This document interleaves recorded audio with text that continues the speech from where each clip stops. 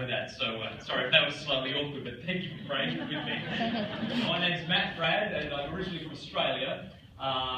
Met a woman who happened to be better looking than Australia, so I decided to move here for her. And she's from Texas.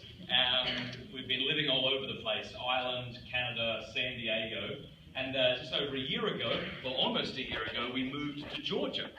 And so we live a little north, and it's just a real pleasure to be here. Such a beautiful state.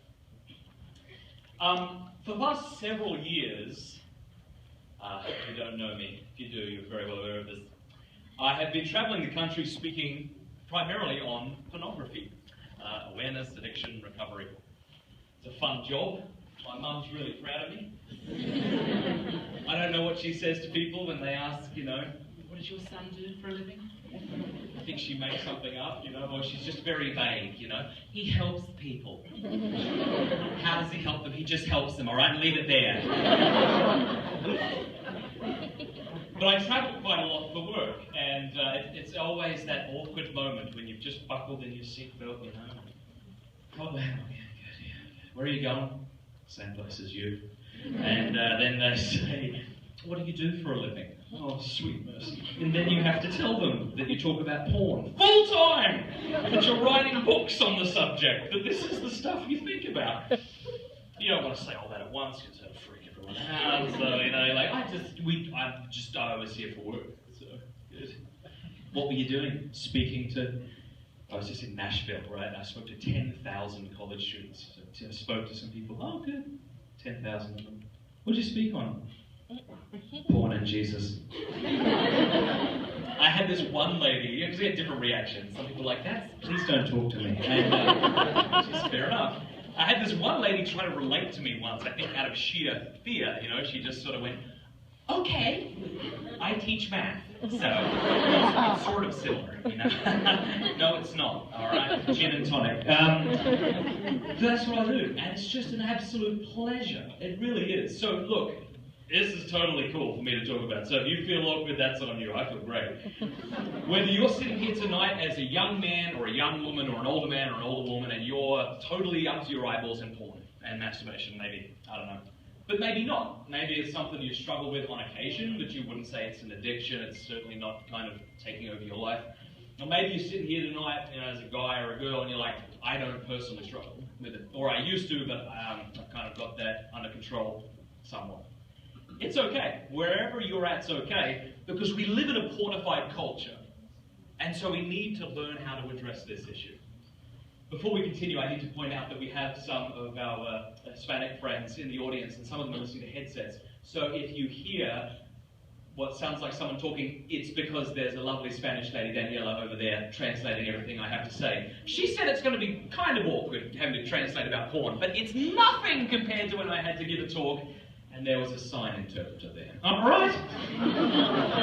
How many of you, hands up, have seen the movie Let's Grow Up? How many of you have seen The Truman Show? Hands up. Truman Show, anybody? All right. I'm disappointed. You've got to go home and you've got to watch this film. It's terrific. Came out about 14 years ago. Jim Carrey is the main actor. And it's the story about a man whose life is a fake one. He was adopted by a television studio, and then they built this gigantic television studio, the size of a small town, and raised him in this town. Everyone in his life are actors. He doesn't know that. He thinks this is the real world. So his dad didn't really die in a boating accident, because all of this stuff is just getting broadcast to us outside of the studio. His wife doesn't really love him, right? Everything is fabricated. Now, as long as Truman thinks that it's the real world, he's happy to go on existing in it. It's only when he starts to suspect that there's something going on, that he's not being told the whole truth. Once he starts to discover that his world is an illusion, is he motivated to then break free of that quote-unquote world. And I hope that tonight it'll be a little bit like that for you as it was for Truman. Because many of us, the Catechism tells us that those who are involved in porn are involved in a fantasy world, a world of illusion. And so what I hope to do today in sharing 7 common myths about pornography is to help show you that much of these things we take to be true or take for granted are actually false, and thereby incentivizing you to break free yourself if you're looking at porn, or to help those you love be free of it. How does that sound? There's no other choice, really. I mean, that's what I'm here to So, wonderful. All right. Well, let's begin. Let's talk about 7 myths about pornography. If we have time at the end, we'll do some Q&A. All right? I'm going to go through some of these rather fast. Some of them we'll delve into a little deeper. Let's just get this first one out of the way, okay? Number 1, only men struggle with porn. Please stop saying that. It's false, and it's actually quite hurtful. Pornography is an isolating sin. And if you've looked at porn and masturbated to it, you know what it's like. You know, when you're done, you're like, I feel like a friggin' idiot. You know, like, I feel really isolated. I feel just like scum right now. Can you imagine feeling like that and then having everyone in the church say, you don't struggle with this. This is just what guys struggle with. It makes the isolation all the greater. All right? That's just simply not true. A friend of mine who you may be familiar with, Audrey Fradd, who's a Christian singer, you know, she was telling me, you know, growing up, she always got that message. It was either subtle or direct. Subtle, it was like, let's go to a big conference, and then the guys are all going to go over there to talk about porn, and the girls will go over here to talk about being princesses, which I'm sure gets boring, but that's what they talk about. And so you're sitting there going, what's wrong with me? Audrey Fradd says she's thinking to herself, like, I'm obviously a freak, but am I like a guy in a girl's body? Like, what's wrong with me? So we just simply have to stop saying this because it's false and it's hurtful. Let me show you why it's false. In August 2006, a survey reported 20% of all Christian women used porn, and 60% of the women who answered the survey admitted to having significant struggles with lust, and 40% admitted to being involved in sexual sin in the past year. In 2003, 34% female readers of today's online Christian woman's newsletter admitted to intentionally accessing internet porn. I run the website theporneffect.com, and we get a lot of emails. And I'll tell you, maybe 45% are from women who are struggling with pornography. So I can tell you firsthand, this isn't solely a guy's issue, right? Pornography doesn't discriminate whether you're young, whether you're old, whether you're male, whether you're female, religious background. It doesn't discriminate. Number 2. You may have heard something like this. Look, if people didn't have pornography, they'd end up sexually repressed and neurotic. So we need to give them porn because you don't want people being sexually repressed and neurotic. To me, however, that's like saying, look, if people weren't obese, they'd be anorexic.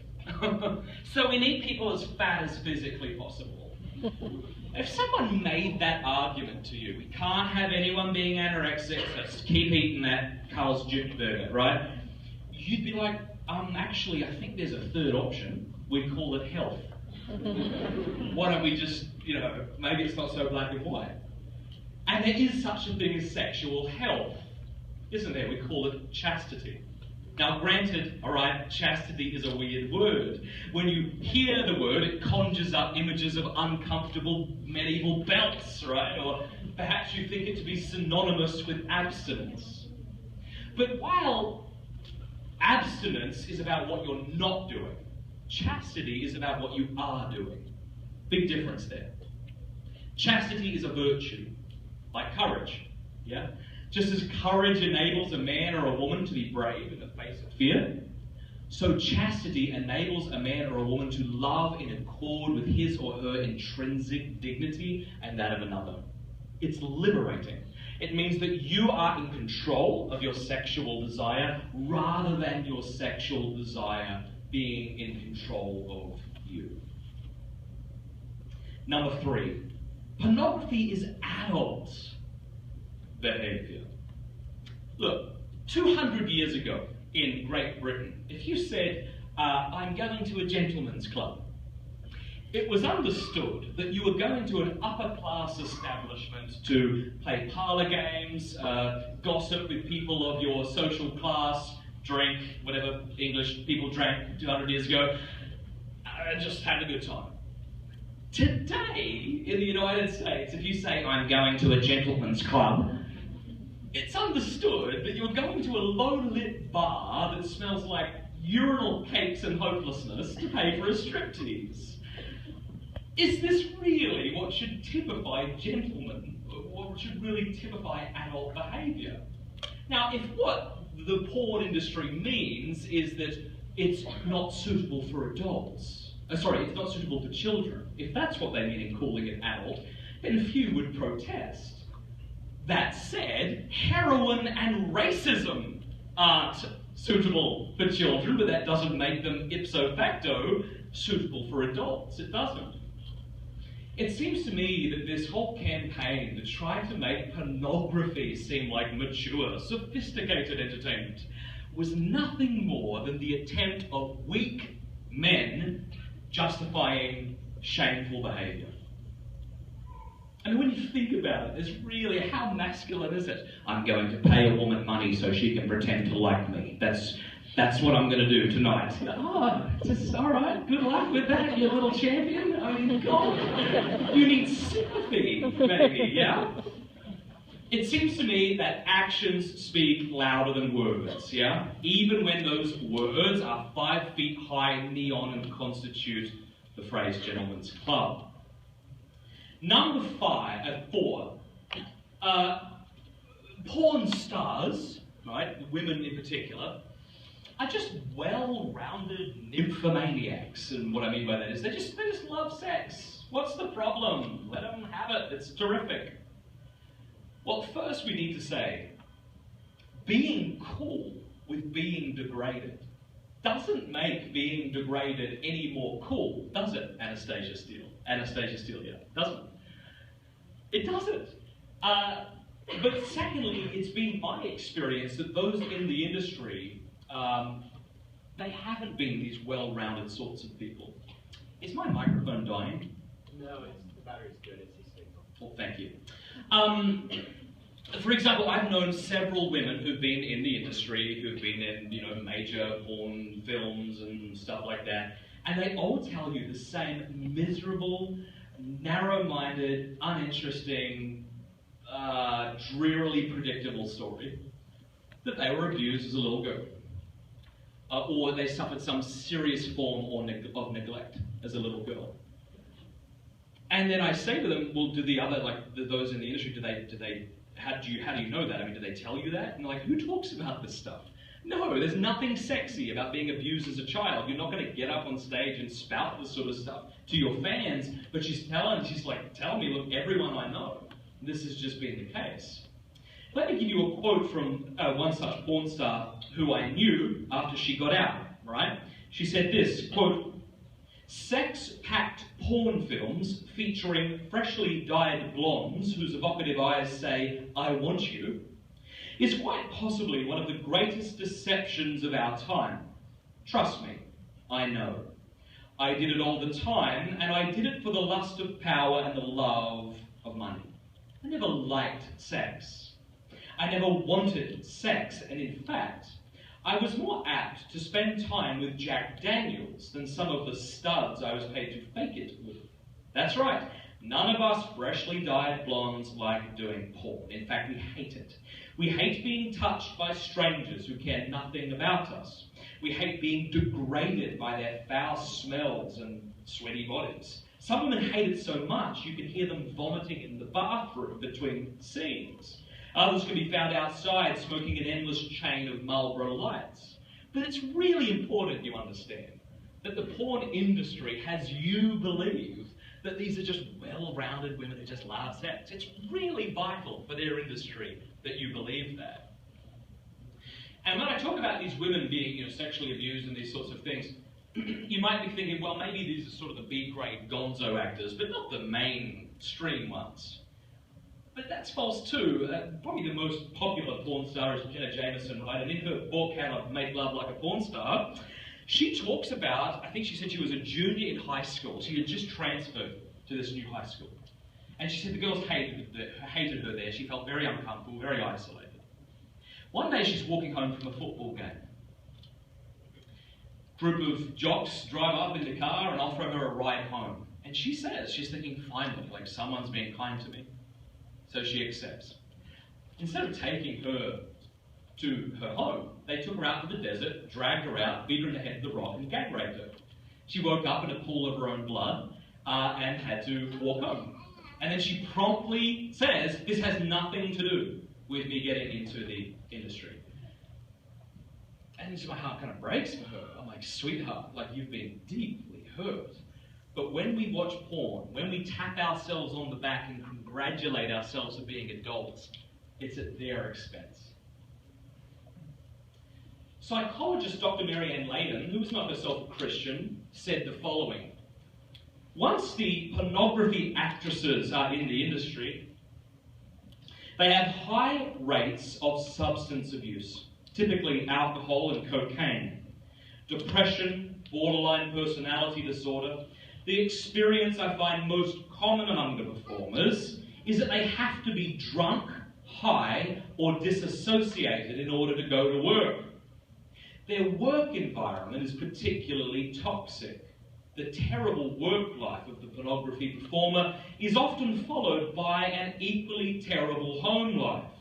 They have an increased risk of sexually transmitted diseases, including HIV, domestic violence, and have about a 25% chance of making a marriage that lasts as long as 3 years. A few years back, when I lived in Donegal in Ireland, my wife and I lived there for 3 years. It was a beautiful time in our marriage where we led Bible studies, ran rosary groups for people in this small village in Donegal. And one of the girls that would come week after week to our rosary groups was a girl who we'll call June.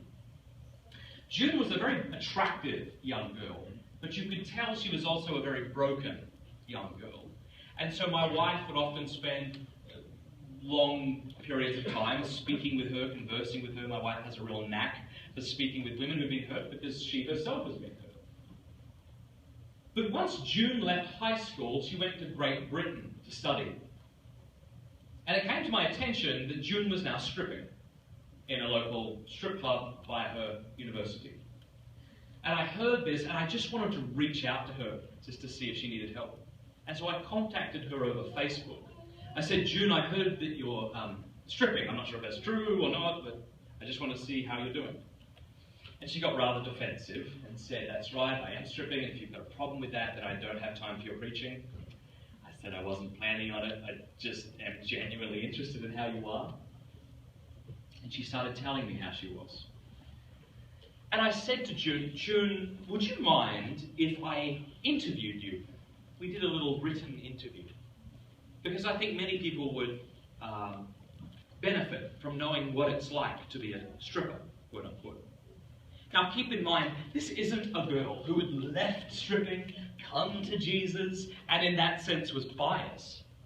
This is a girl who's going to do her next gig Saturday night. All right.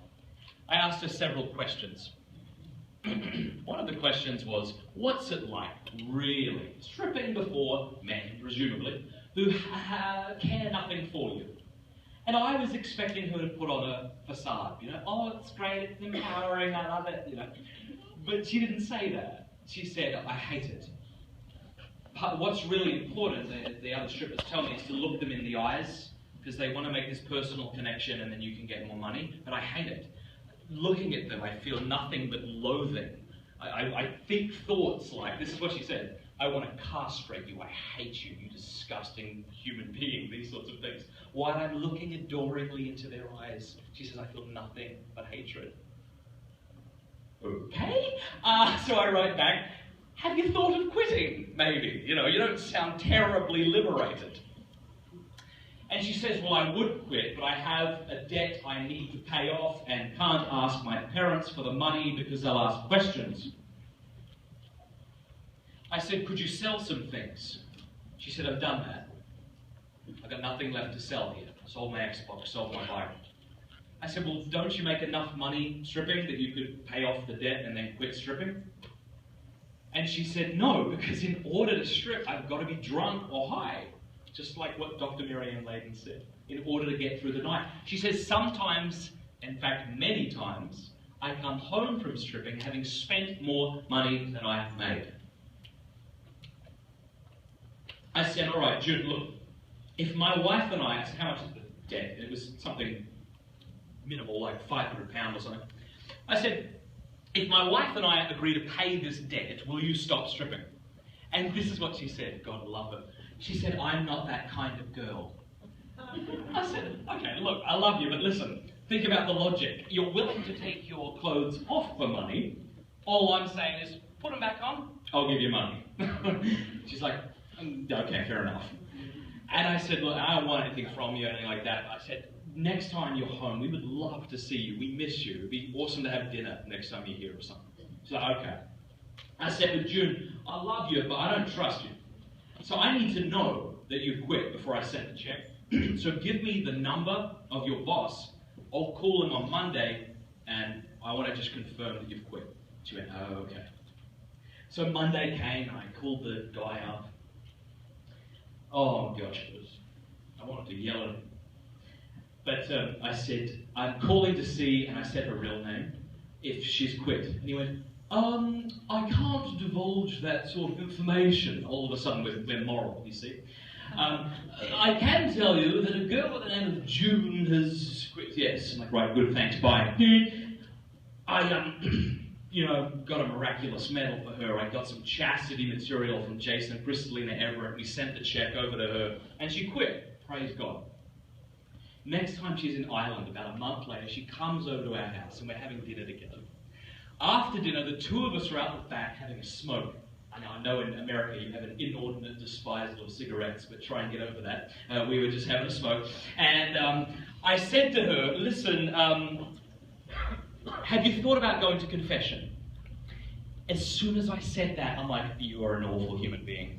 She's going to think you're judging her, she'll hate you, she'll never speak to you again. So it's like, have you ever thought about going to confession? What did you say? Nothing. Hey, you doing? But I thought to myself, look, if I don't ask her, who in her life will? Nobody. So I said, have you thought about going to confession? And she said, yes. I said, good, okay. She said, but I'm scared. I said, well, that's natural. That's okay. You're allowed to be scared, but that's terrific you're thinking about going. I said, listen, I don't know, nor should I like to know, anyone who thoroughly enjoyed going to confession, right? It's not always a pleasant experience. A friend of mine, who's a comedian, Judy McDonald, talks about her first confession and what an ordeal that was. And do you remember what that was like if you were raised Catholic?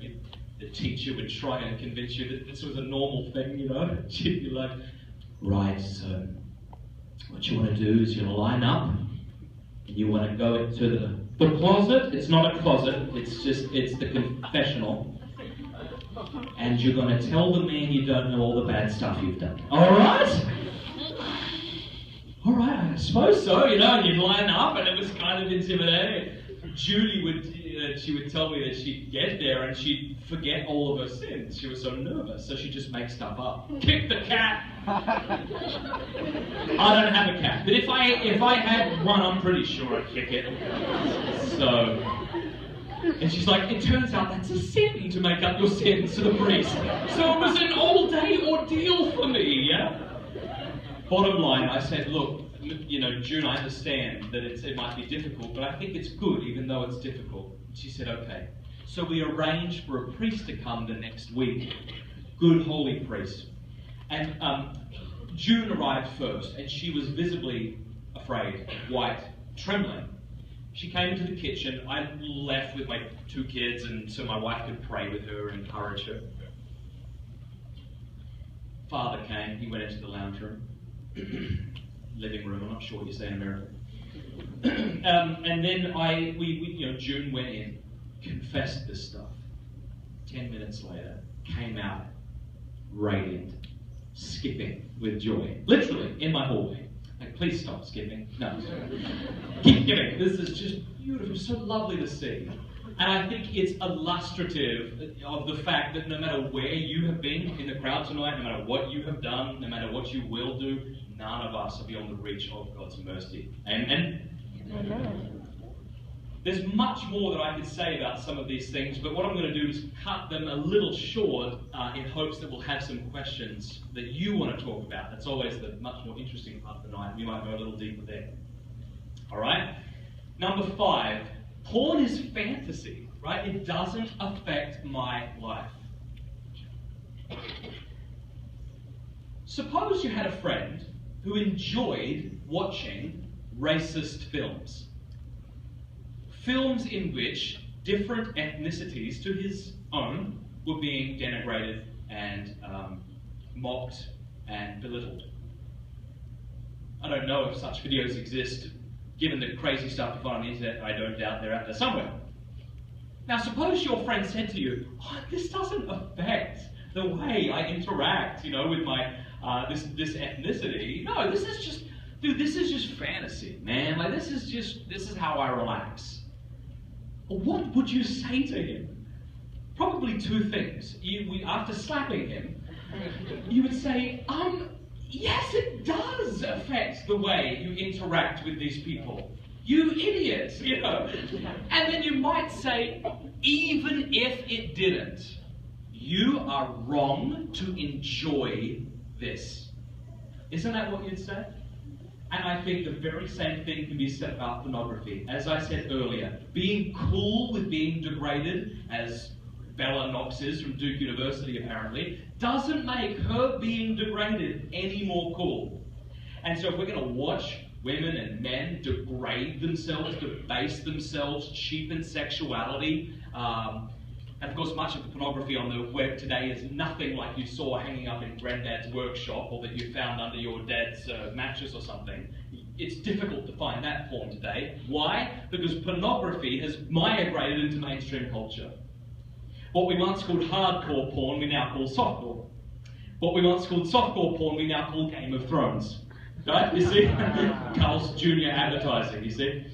So you look at porn today, what you're going to find is rape porn, body punishing porn. I know things that hopefully you don't, that I would never tell another person. It's like the language of Mordor. It's not worth mentioning. Got you, nerds. But it's violent stuff, you know what I mean? And to say that I can watch this and it doesn't affect my life, it's wrong. It does affect your life. And even if it doesn't, you're wrong to find it entertaining. Let me give you scientific evidence that it does. Sarah, about 3 years ago now, psychologists from 2 universities in Great Britain, the University of Surrey and Middlesex University, they did a study that has since been published in the British Journal of Psychology. Here's how it worked. They took quotations from convicted rapists who were justifying their violence against women. And then they took quotations from quote-unquote lads mags. This is sort of like Maxim magazine and that sort of crap. But it's even more explicit, and under 18s can buy it. Alright, so listen. Quotations about women from these magazines, quotations about women justifying their violence against women from rapists. They then went out into the public and surveyed people at random. They offered the quotation and they withheld the source. And they said, which do you think said this? This harmless lads mag that we all know is totally fine, or a convicted rapist?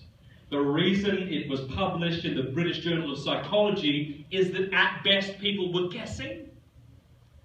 They couldn't tell what was, so-called harmless magazines that we all find acceptable and what convicted rapists are saying. This absolutely does affect the way we treat each other, how we treat sex. Not only does it affect us psychologically, it affects us physically as well. If you're looking for some fun reading, go home tonight and type in porn-induced erectile dysfunction. That'll be fun for you. Pour yourself a cup of tea. Psychotherapist Dr. Mary Ann Layden said the following, quote, "I have also seen in my clinical experience that pornography damages the sexual performance of the viewers. Pornography viewers tend to have problems with premature ejaculation, and erectile dysfunction. Having spent so much time in unnatural sexual experiences with paper, celluloid, and cyberspace, they seem to find it difficult to have sex with a real human being. Pornography is raising their expectation and demands for types and amounts of sexual experiences. At the same time, it's reducing their ability to experience sex." So if you're not motivated to be free of porn because of the way it damages the women in the industry, the way it damages society, the way it damages your relationship with God, maybe a selfish reason will do. Maybe the fact that erectile dysfunction and premature ejaculation in marriage aren't sexy. So let's cut it out. And it's not just men who are experiencing this. We also have sexual dysfunction among women who are addicted to pornography, who are unable to climax due to the amount of pornography that they're consuming. This is not cool. If I ever do a doctoral dissertation, that's how I'm going to end it. That's very sophisticated. It's not cool. I rest my case. Are you kidding me?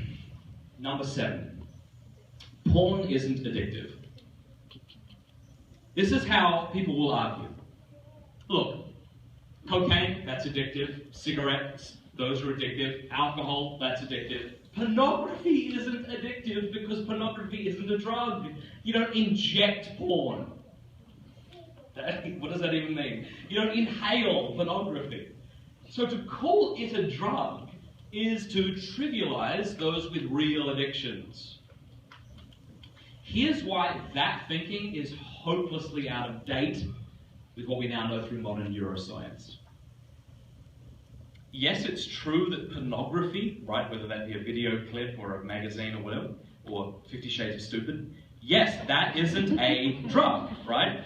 However, it does elicit powerful neurotransmitters in the brain, which the brain can become addicted to. It's what we call natural addictions. Dr. Donald L. Hilton, who is a neurosurgeon in Texas, and we were sitting down having this conversation.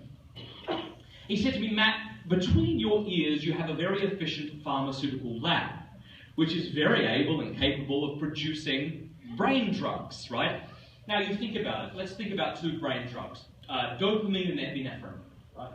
If you know someone with Parkinson's disease and they're on medication, it's very likely that that medication is a derivative of the drug dopamine because it enables the body to begin to move again. Or let's think of epinephrine, adrenaline, which helps the heart speed up if it's slowing down too much, or to start again if it's stopped. You'll find that on the crash cart of in any emergency room. Well, is dopamine just a drug when it's in a pill, and epinephrine just a drug when it's in a syringe, but not when that exact same drug is produced by the brain?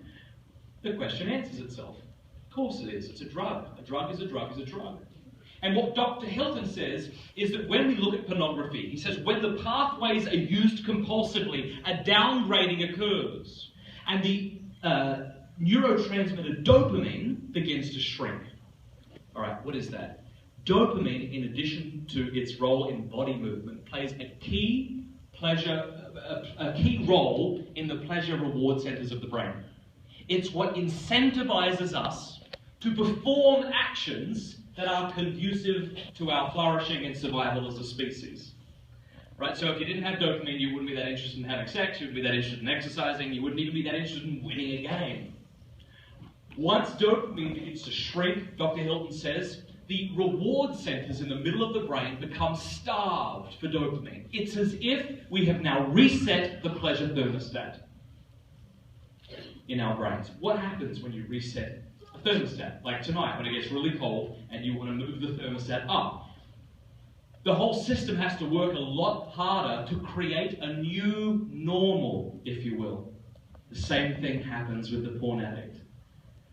His brain is in a state of dopamine craving, and so he now feels like he needs, well, just does need, more porn, more perverted images and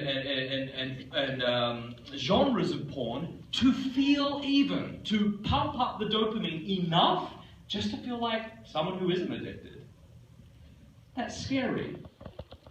As a feedback of sorts, the frontal lobes in the brain begin to deteriorate, begin to shrink. There was a study that came out, I think it was the middle of last year, from Germany. You may have seen it. Conan O'Brien talked about it on his Late Show. It would show that porn addicts had smaller brains than people who weren't addicted to porn. And the more addicted a person was to porn, the more their brains seemed to have been shrunk. And they were saying, now we can't tell if porn is shrinking their brains or people with smaller brains are attracted to porn. I'm thinking, either way, this doesn't look good. Look up the study. But the frontal lobes play a key role in managing the amount of pleasure we're receiving. So, for example, if it's a hot day and across the road you see an ice cream truck and you are really pumped up to get an ice cream. The reason you don't run across the street is because the managerial center in the brain, the frontal lobes, say, wait a minute, you'll get hit by a truck and die. Don't do that. Yes. Wait, press that button. Come on. All right. But when that starts to deteriorate, we begin to find it increasingly difficult to control our cravings. What's interesting is if you've ever known someone who's gotten into a car accident and they've damaged the front part of their brain, this is what scientists call cortical hypofrontality. It's when the frontal lobes have been bruised. When that happens, a constellation of behaviors result. Behaviors such as impulsivity, emotionally labile, doing things without thought of the consequences. These things, this constellation of behaviors, also occur in the addict, whether that be a natural addiction like gambling, overeating towards obesity, pornography, because the same thing has taken place in the brain. Scary stuff. To learn more, I want to encourage you to go to my website, theporneffect.com. And I've done a podcast, it's about a 20-minute podcast with Dr. Donald L. Hilton. Oh, good, there it is. That's my website. So you can go check that out. There's so much I could say, but we don't have the time. So, what I want to do is conclude by sharing with you 5 essential things that we need to be doing to begin to be free of porn. Listen to me. Freedom from pornography is not a destination we reach. Let me say it a different way. Sexual purity is not a destination we arrive at. It's a daily choice we make. You don't go, I'm going to pray 13 rosaries, lay in a bath of holy water, and that's going to do it, right? You laugh, but the thing is, what is pornography? It's like a pacifier. We feel afflicted, we feel bored, we feel agitated. We turn to porn because it's the quick fix. It makes me feel good for a little bit. And now we're in over our heads, we want to stop, and we do kind of the same thing. We're looking for a pornified solution to our pornography problem. And we say things like, is there a scapular I can wear? Or something. What's the prayer? Is there a novena? Right, we get all really upset and think there's got to be a silver bullet. Look, freedom from pornography is a daily choice. A daily choice. And if we view it like that, I think we'll find ourselves not getting as frustrated as we may have been in the past, okay? Now, let's think about these 5 things that I'd say are absolutely essential. The first would be prayer and fasting, right? Prayer and fasting. Prayer without fasting is like boxing with one hand tied behind your back. Fasting without prayer is dieting, right? Cool, but it's not cool enough. We need both, prayer and fasting. Much could be said. You can go to my website and check out what we recommend. Praying the Holy Rosary every day. There's something very beautiful about spending 15 minutes in quiet contemplation. Because the porn addict or the porn user often complains of an inner disquiet. And that's something that can be remedied by the rhythmic meditation on the mysteries of the Rosary. Fasting. One of the things I like to do, as opposed to giving up things for periods of time, is to give up things on the spot. So it's like, dude, I want that second cup of coffee so bad, but I'll sacrifice that, you know. Or you'll be walking down the mall and you'll see to the corner of your eye Victoria's Secret. Not sure what the secret is. It seems pretty bloody obvious to me, but whatever. And you think, well, I could look, but I'm going to choose not to. You just make those little sacrifices in the moment. And what I do personally is I offer it up for my bride. And like, there's nothing spectacular about not having salt on your fries. You can't brag about that to anybody, you know, how much I love you. I was going to go for more salt, and then I did. And then I was going to go for more after that, and I didn't. And it's because I love you. I'm like Jesus on the cross. Right, you can't brag about that. And that is part of it. Why do we fast? When we fast for legitimate pleasures, it strengthens our wills to resist illegitimate ones. If you and I can't say no to beer, no to that next coffee, no to that slice of cake, how will we say no to porn or masturbation, which is far more pleasurable in the moment than that slice of cake? Okay. Accountability is absolutely essential. If you're a parent here tonight and your child doesn't have accountability and filtering on their phones and computer, if you love your child, this is exactly what you're going to do when you go home. Because if you haven't done that, and I know you didn't intend to do this and I'm not trying to shame you, but you've given your child a portable X-rated movie theater that they carry around in their pockets. And you might say, well, my kid wouldn't look for porn. Okay. Right, well, even if that's true, the pornography industry is looking for your child. So the problem isn't that you trust your child. The problem is that you've put far too much misguided trust in the internet. I want you to go home and I want you to seriously consider downloading Covenant Eyes, which is accountability and the best filtering on the web. Now, how does accountability differ from filtering, which essentially blocks the bad stuff? When you download accountability software, it asks you to enter the email address of an accountability partner. From that point on, if you go to any websites you shouldn't, and if you're the parent, you'll be the accountability partner, your partner will get a filed report telling you of the places that you've been. Please check with them before you do this, you know. It's like, call up Nana and tell her. And, dude, it's beautiful. It changes the mentality, right? Because with filters, what's the mentality? The mentality is, how do I get around the filter? With accountability, it's like, okay, I can go there, but then I have to have an awkward conversation with Nana or Dad or my brother Bob about why this isn't the kind of woman I want to be, if you're a woman, or not the kind of man that I want to be. It treats us like responsible moral agents. Go to covenanteyes.org to get that. Number 3, get informed. If you're not convinced that porn is damaging you, you won't be as incentivized to be free of it. When I first stumbled across porn when I was 8 and started collecting a stash and hid it under the bottom drawer of my dresser, when my dad found it, he almost congratulated me for finding it. Because to him, this was like a rite of passage. He had no idea about the negative effects of pornography. If he did, because he loved me, he would have reacted very differently. So learn about how porn affects us. You can do that at theporneffect.com. Next one is counseling. Look, if you're praying and you're fasting and you have accountability and filtering and you're informing yourself about this, and this is something you cannot seem to be free of, it's something that constantly feels like a battle, you've got to get counseling. Men especially don't like this idea, because we don't like the idea of being able, not being able to do it on our own. But I would just say this, there's nothing shameful in wanting to be a whole man of God, or a whole woman of God. The people in your life actually need you to be that. Here's something I think would be a cause of shame. Imagine at the end of your life, you look back, never ask for help, you always say, it's okay, I've got it under control, it's not a big deal, it's fine, it's fine, it's fine. And you've ruined your marriage, you've ruined your relationship with your kids, maybe you lost a job. Now this is dramatic, but I'm telling you, this is where it goes. I hear these stories every day. Jason Everett, a friend of mine, was telling me about this girl that contacted him, and she said, I found my dad's porn stash. I used to look up to him, now I can't even look at him. We need to ask for help. So if you've got a kid and they're like struggling with stuff, and you've got the accountability in place and the filtering, and they're praying and they're fasting, and you're walking with them in an open dialogue, you've got to get into counseling. let me tell you where you can go for a good Catholic therapist.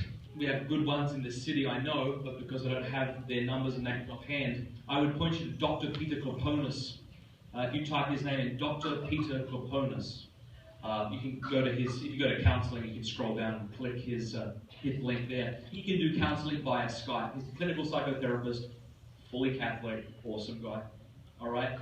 Finally, perseverance. All right, listen to me now, please, because this is the final part of my talk, and I really want you to hear me say this, because I think it's helpful.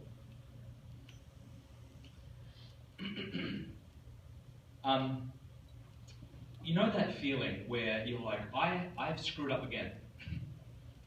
Why the hell can't I get this right? And that might be with porn, that might be a sexual sin, maybe it's not, maybe it's anger, gluttony, greed, I don't know. But I think we've all experienced that feeling where we just kind of come to the end of our rope and like, dude, I'm living two lives. I go to church and I'm all like, praise Jesus, and I go home and I do this stuff. I can't do it, and I've fallen again, and I promised I would not do this again, and I've done it again. Isn't God's mercy like evaporating or something? Like eventually won't he be like the soup Nazi in Seinfeld? Maybe you've seen that. No more mercy for you. We're all done. Go. And it sounds silly when you say it like that, but I think we've all experienced that fear. Of course, this fear is false. God is infinite in all of his attributes, one of them being mercy. God's mercy is infinite. Your sin, as much as you try, can only ever be finite. The same God who had mercy on Moses the murderer, Rahab the prostitute, Bathsheba the adulteress, David the adulterer, St. Paul the Christian murderer, that same God will have mercy on you and me also. The only sin that God cannot forgive is the one we will not ask forgiveness for. St. Therese of Lisieux, she was 24 years old, she was dying on her deathbed. Someone essentially said to her, well, it's no wonder you're so confident of heaven. We're not sure you've ever committed a mortal sin in your life. And if you read her autobiography, you'll see what she says. It's beautiful. She said, it's not because of my lack of sin that I have this confidence. Even if I had committed the most abominable and shameful and criminal sins imaginable, I would still be this confident. She's like, I've seen the way he spoke to Mary Magdalene. I've seen the way he spoke to the woman at the well. No, nothing can frighten me. If I was in that state, I would humble myself and take my heart, broken and bruised, and all of that sin I would cast into his furnace of mercy. And that sin would be like a drop of water flipped into the raging furnace of his mercy. Doesn't really stand a chance, does it? So if you're in a position right now where you're kind of involved in stuff you're deeply ashamed about, don't look to yourself because you'll become discouraged. Look to Christ who died to save you. I read a quote earlier today that said, the devil knows your name, but he calls you by your sin. God knows your sin, but he calls you by your name. Amen. Much more that can be said. Please visit the Porn Effect. I want to do one final thing before we close in prayer, and that's this. I recently wrote an ebook, and I recorded a talk. The talk is being produced by Lighthouse Catholic Media, and I would love right now, if I can, give you the talk and the book for free. All right? Here's how you'll do it. If you have Twitter, I know some of you don't, if you have Twitter, in it, Twitter, what is Twitter? We're all on apps. What the bloody hell is Twitter? I don't know. All right, on Twitter,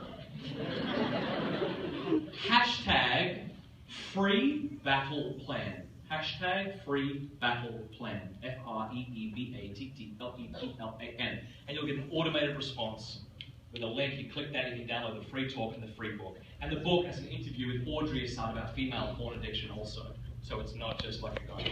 All right? There's another way you can get it, and this is the harder way, but if you go up the top, go to covenanteyes.org. For those of you who don't have the Twitter. Scroll down to the bottom.